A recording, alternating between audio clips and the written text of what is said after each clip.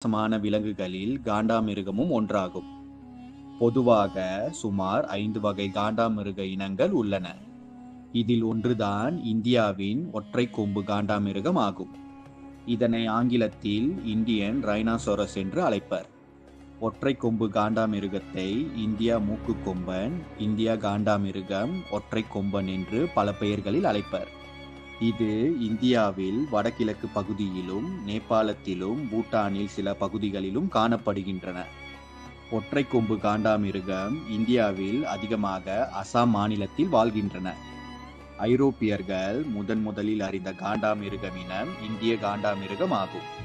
அதுவரை ஐரோப்பியர்கள் காண்டாமிருகம் என்ற விலங்கை பார்த்ததே இல்லை.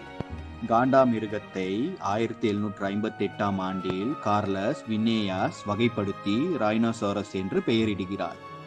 கிரேக்க மொழியில் ரைனோ என்றால் மூக்கு